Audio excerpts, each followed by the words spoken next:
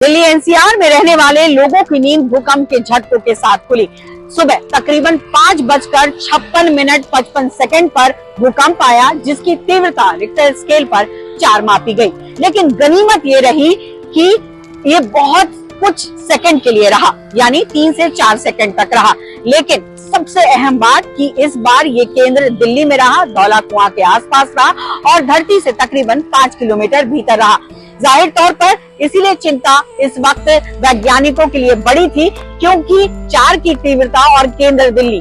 हालांकि जान माल का नुकसान नहीं हुआ, क्योंकि यही कहा जा रहा है कि चंद सेकंडों में ये निकल गया।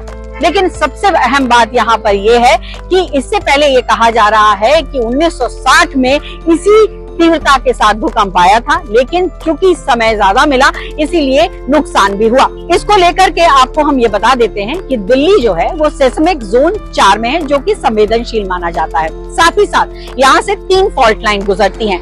मथुरा फॉल्ट लाइन है, दिल्ली मुरादाबाद फॉल्ट लाइन है और साथ ही साथ सोना दिल्ली फॉल्ट लाइन है। ये जो फॉल्ट लाइन होती है, इसको कुछ इस तरीके से समझिए कि जब भी 2 प्लेट के बीचों में जो दरार होती है उसको, या फिर 2 चट्टानों के बीच में जो दरार बनती है उसको फॉल्ट लाइन कहा जाता है। और उसमें जब भी कंपन होती है तो अर्थक्वेक आता है।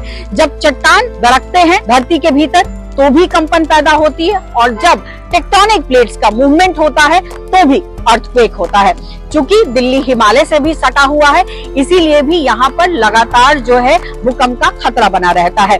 लेकिन सबसे अहम बात यह है, और वैज्ञानिक ये कहते भी आए हैं, कि डेंसिटी बढ़ने की वजह से भी पृथ्वी के भीतर जो है प्रेशर होता है, और जब प्रेशर एक्यूमुलेट होता है, यानी जब प्रेशर जो है इकट्ठा होता है तो रिलीज भी होता है, और जब रिलीज होता है तो ऐसी स्थिति पैदा होती है। साथ ही साथ आपको हम ये भी बता देते हैं कि चूंकि इस वक्त जो है रिक्टर स्केल पर 4 मापा गया, इसीलिए बहुत सारी जगहों पर ये महसूस हुआ और तेज झटकों के साथ महसूस हुआ। लेकिन प्रधानमंत्री ने अपील की कि लोग घबराए नहीं और सतर्कता बरते, क्योंकि इसको पहले से भविष्यवाणी नहीं की जा सकती है, पहले बताया नहीं जा सकता है कि भूकंप कहाँ और कैसे आएगा।